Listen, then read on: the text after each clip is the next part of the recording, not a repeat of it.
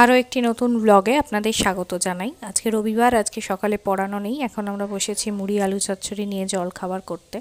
তার কারণ আজকে দুপুরবেলা আমাদের লুচি খাওয়ার নিমন্ত্রণ, তার সঙ্গে রাত্রিবেলাও লুচি টুচি খাওয়ার ব্যাপার আছে। যেহেতু সরস্বতী পুজো শুরু হয়ে গেছে, কোন দিন বোঝা যাচ্ছে না, দুদিন ধরেই এবারে পড়েছে। তো এখন আমরা দুপুরবেলা যাচ্ছি নিমন্ত্রণ খেতে। তো মোটামুটি রেডি খুব একটা ভালো হতে পারিনি, যা হয় দেরি হয়ে গেছে একটুখানি। তো চলুন আমরা এবার যাই। আজকে আসলে শুভর বাড়িতে লুচি আলুর দম খাওয়ার নিমন্ত্রণ আছে, সকালবেলাই ও ফোন করে বলেছে, কাকিমাও বলেছেন। এবং তার সঙ্গে আজকে বিকালবেলা সবাই মিলে ঘুরতে যাওয়ার একটা প্ল্যান প্রোগ্রাম করেছে, মানে করা হয়েছে। যেহেতু আজকে রবিবার, সবারই ছুটি। কালকে সোমবার, কালকে বাড়ির পুজোটা করবো ভেবেছি, সেই কারণে কালকে বেরোবো না, আজকেই আর কি পুজো করে, মানে আজকেই আর কি ঘুরেটা নেব। তো এখন আমরা লুচি খাচ্ছি, এখানে বসে গেছি। সিমুয়ের পায়েস, আলুর দম আর লুচি আজকে দুপুরে দারুণ খাবার। তো সন্ধেবেলা বেরোবো সবাই মিলে, মোটামুটি বেরিয়ে পড়েছি। বাসুদেবপুরে চলে এসেছি। বাসুদেবপুর আমাদের এখানে হাওড়া বাসুদেবপুর, যারা জানেন তারা হয়তো শুনেছেন যে খুব বড় সরস্বতী পুজো আর কালী পুজো হতো। মানে হতো কথাটা কেন বলছি, এখন করোনার পর থেকে পুরো বিষয়টাই অন্যরকম হয়ে গেছে। আগে প্রায় এক সপ্তাহ ধরে এখানে অনুষ্ঠান চলতো সরস্বতী পুজোর আগে, মানে আগে থেকে লোকে লাইন দিয়ে একদম ঠাকুর দেখতো, মানে এত ফাঁকা এটা ভাবাই যায় না বাসুদেবপুরে। এবং বিশাল বড় বড়, মানে সেই দুর্গা পুজোর মতো থিম করে করে ঠাকুর হতো, বড় বড় প্যান্ডেল, তার সঙ্গে বিভিন্ন থিম। আমরা নিজেরা দেখে গেছি সেই সিকিমের যে বাবা মন্দির আছে, সেই বাবা মন্দিরের আদলে এখানে একটা মন্দির করা হয়েছিল, এবং এতটাই ভালো করেছিল যে মানে এখানে মিলিটারি দিয়ে এখানে, মানে কি বলবো, মানে গার্ড দিয়ে সেই মন্দিরটা মানে রাখা হয়েছিল। অনেক জিনিস ওই বাবা মন্দির থেকে আনা হয়েছিল, মানে এতটাই বড় পুজো হতো। মিলিটারিরা এখানে গার্ড দিয়ে দাঁড়িয়েছিলেন, তারা মানে করছিলেন, মানে মিলিটারিরা পর্যন্ত তারা সহায়তা করেছিলেন, এত বড় পুজো ছিল সেটা, আমার মনে আছে এখনও। তো যাই হোক, এখানে আমরা চলে এসেছি। এখানে দ্বাদশ জ্যোতির্লিঙ্গ যে আছে সেই থিমটাকে করে করা হয়েছে, খুব সুন্দর করেছে। এখানে একটা করে পোস্টারে সব ডিটেলস লিখেছে, তার সঙ্গে শোলা দিয়ে এই জ্যোতির্লিঙ্গগুলো যেরকম দেখতে সেইভাবে তৈরি করেছে। খুব সুন্দর লাগছে, মানে দূর থেকে দেখে বোঝাই যাচ্ছে না যে এগুলো শোলার তৈরি, মনে হচ্ছে যেন একদম অরিজিনাল পাথরের জিনিসগুলো। খুবই সুন্দর করেছে। এই একদিকে মানে 6টা রেখেছে, মাঝখানে মেন ঠাকুরটা রেখেছে, আবার আরেক দিকে 6খানা রেখেছে, খুবই সুন্দর করেছে। এই যে দেখুন, এবার এখানে থিমের ঠাকুরটা রয়েছে। থিমের ঠাকুরটা এখানে যেটা আছে সেটা হচ্ছে কিন্তু পুজো হয়নি, আরেকটা ঠাকুর যেটা আছে সেটা পুজো হয়েছে। এইদিকে আবার যে 6টা যে মূর্তি, সেই 6টা মূর্তি রয়েছে, এবং তার সঙ্গে এখানে পোস্টারগুলো রয়েছে।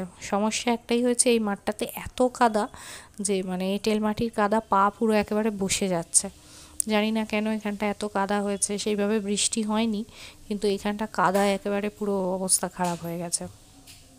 সেইভাবে কিছু ব্যবস্থাও করেনি, যে কারণে মানুষ দূর থেকেই অনেকে দেখে চলে যাচ্ছেন।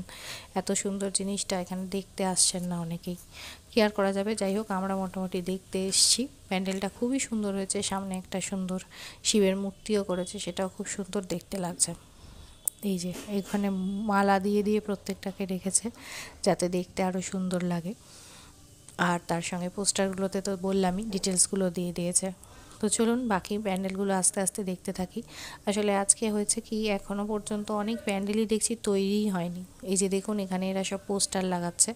অনেকগুলো প্যান্ডেলে আমরা গেলাম যেখানে পুরো একেবারে তিরপল ফিরপল ফেলা, আমরা যে মানে যখন ঢুকতে যাচ্ছি তখন বলছে আজকে না, কালকে আসুন। এই যে এখানে দেখতে পাচ্ছেন কি সুন্দর একটা ওই দিয়ে করেছে, যে চায়ের কাপগুলোতে রং করে করে, কিন্তু হলে কি হবে, এখনও কমপ্লিট হয়নি, কালকে হয়তো আরও অন্যরকম দেখা যাবে।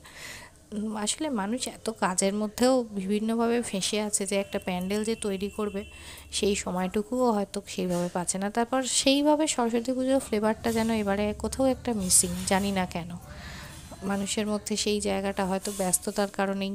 যাই হোক, এখানে আমরা কালীবাড়িতে চলে এসেছি। বাসুদেবপুর কালীবাড়ি 1 নম্বর, 2 নম্বর, 3 নম্বর, অনেক নম্বর আছে, আমি জানি না এটা কোন নম্বর, এটা আমি প্রত্যেকবারই ভুলে যাই। তবে এটা আমি সেইভাবে বাইরে থেকে দেখেছি, ভেতরে সেইভাবে কখনো আসা হয়নি। যেহেতু প্যান্ডেলগুলো এখনও তৈরি হয়নি, তো আমরা ঠিক করলাম যে চলো এইখানেই বরং ঘুরে একটুখানি দেখে নিই যে জায়গাগুলো কীরকম লাগছে না লাগছে সেটা। তো সেই কারণে এখানে চলে এসেছি, এখানেই ছবি তুলবো বলে ঠিক করলাম। বেশ সুন্দর লাইটও আছে, তার সঙ্গে মায়েরও দর্শন হবে, কারণ প্যান্ডেলগুলোর সামনে তো দাঁড়িয়ে ছবি তোলার কোনো পজিশানই নেই, কেন হাফ প্যান্ডেল তৈরি হয়নি, আর যেটা দেখতে গেলাম সেটাতে হচ্ছে পুরো কাদা ভর্তি, দাঁড়ানোর জায়গাই নেই। এই হচ্ছেন মা। তো এখানে আরও বাবা মানে ওই শনি কালী মন্দিরও আছে, সব রকম মন্দিরই এখানে আছে। এই যে দেখতে পাচ্ছেন এই দেওয়ালটা লাইটিং, এইখানটা আমরা দাঁড়িয়ে ছবি তুলবো বলে ঠিক করেছি। আর এই যে এখানে শনি কালী মন্দির, তো সব রকমই রয়েছে, বেশ ভালো লাগছে জায়গাটা। এখানেও একটা কাঁচের মন্দির করে খুব সুন্দরভাবে এখানেও মন্দির রয়েছে, এটাও বেশ ভালো লাগছে, দেখতেই পাচ্ছেন খুব সুন্দর। এখানে আবার শিব এবং কালীর একটা মূর্তি রয়েছে, যেটা খুবই সুন্দর লাগছে দেখতে। তো চলুন এবার বাড়ি ফিরতে হবে, বাড়িতেও অনেক রকম কাজকর্ম আছে।